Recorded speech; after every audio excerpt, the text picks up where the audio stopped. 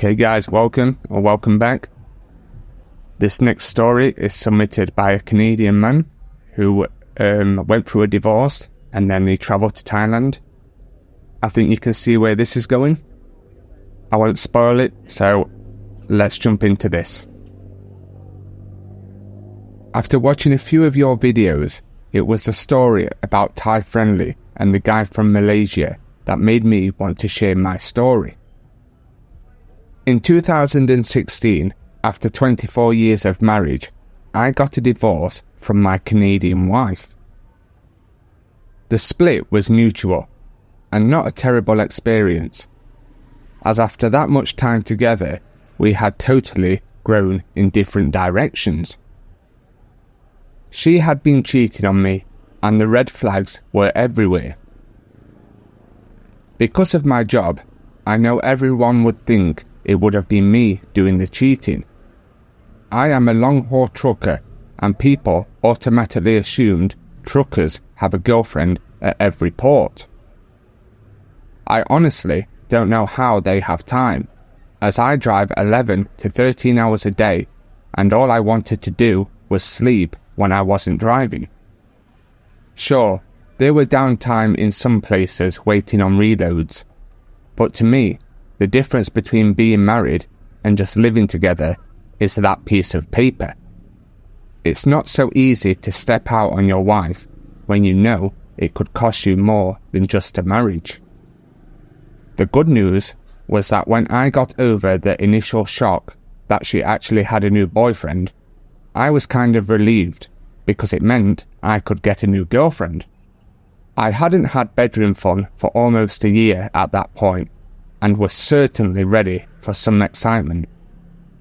One of the things me and my ex-wife used to talk about was if we ever got to the point of retirement, I would like to do it away from Canada. I do love Canada, and the winters are stunning. But trucking in the winter is a whole different story, and I was getting really tired of it. So one of the huge red flags was when I would bring up maybe starting to think about where we might like to semi-retire. She would say, "Good luck with that." And when asked if she didn't want to go there, she just stayed silent. Fast forward to the divorce. As that was getting closer and closer, I was online dating at the popular sites then, such as Match and Plenty of Fish, but I was not having much luck at all. The problem was that the women I wanted to have a connection with were not interested in me, and women who reached out to me, I wasn't interested in them. I did not meet a single woman from them sites. At this time, I was also actively reading International Living magazine and researching online for cheap places to retire. Now I needed cheap places because I gave my ex-wife the house and everything else. I even took the debt.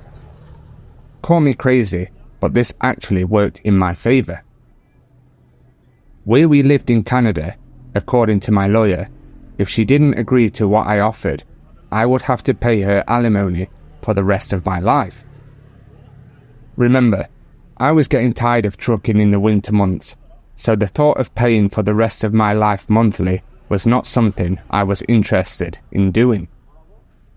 The reason she agreed to take the house, car, and leave me with the debt and no monthly payments is because I held the ace.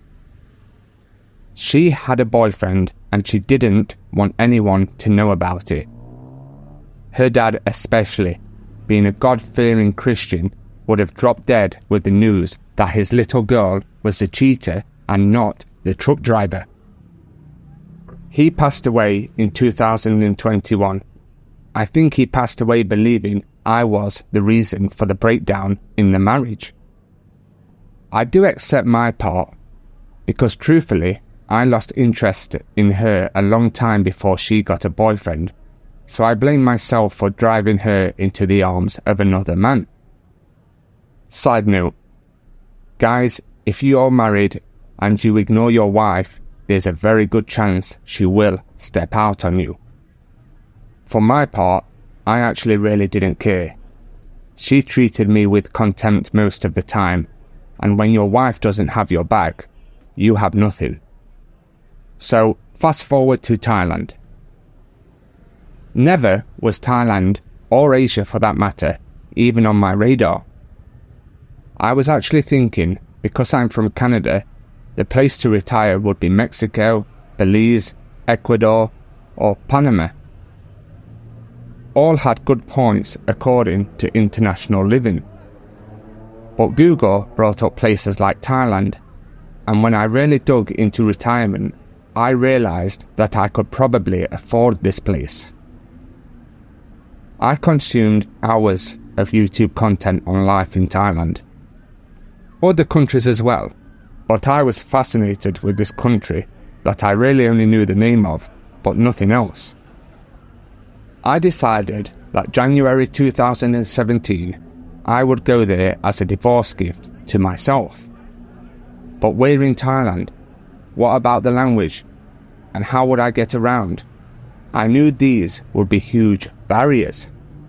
I actually saw a video where people talked about paying for guides to show them around, and even heard mention of the girlfriend type experience, and the price was right.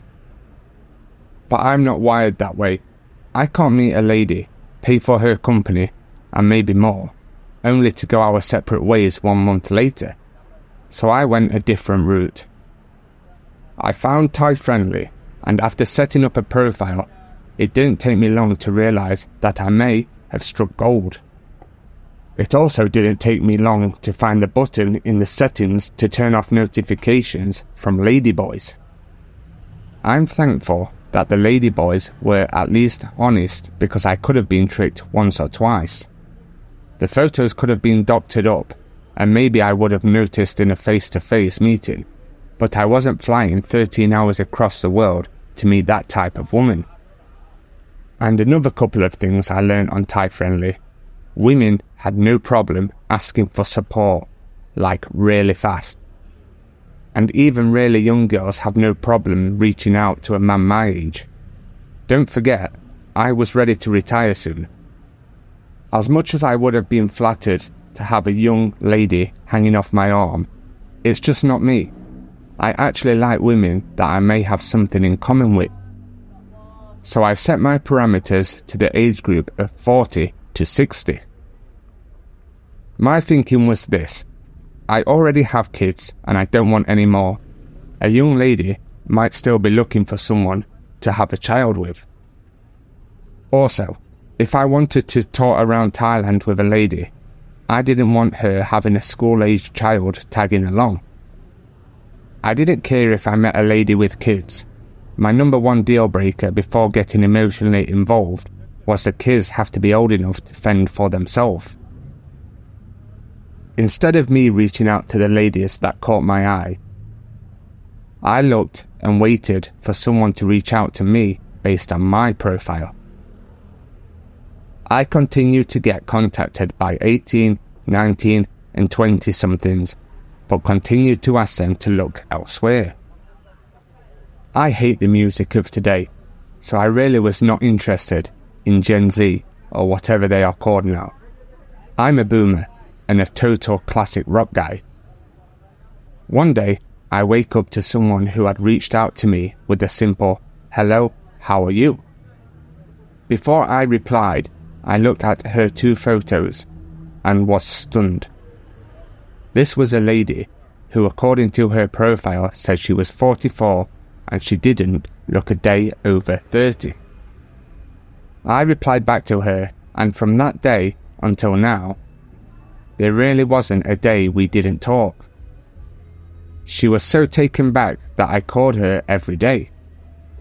She had told me to download the app called Line.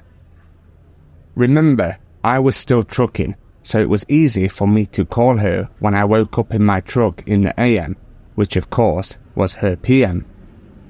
And when she woke up, she would call me and I would be pretty close to being parked for the night and finished. I had my smartphone mounted on my dash, so I could video call her as I trucked down the highway and still keep my eyes on the road. We met online in August 2016. My divorce was final in December, and she made it perfectly clear to me that she would not be interested in meeting me until I could show her the divorce papers. Apparently, there's a lot of liars on these apps that say they are single, but they are actually married. And it turns out both men and women do this. I landed in Bangkok, Thailand, January the 3rd, 2017, caught another flight to her province, and she met me at the airport with her sister and daughter, who was 20-something at the time. First thing I wanted to do was try real Thai food. The sister had a car, and we drove to a place that I don't know the name of now, but it was fantastic. The sister had recommended a hotel, and I found it online and booked a room there. My lady asked if it was alright if I spend my first night there by myself, which I was totally okay with, as I knew full well that she was going to be talking to her sister and daughter, asking about their first impressions. They liked me, as I found out later, but were a bit concerned that I was up to something because I only had a backpack with a change of clothes. And that's because it turns out my checked bags with all the goodies I promised to bring didn't get from my first transfer flight in Canada to the China Southern flight out of Toronto. It came 5 days later, exactly the day we were booked to fly back to Bangkok, then on our way to Koh Chang after 1 week in Bangkok.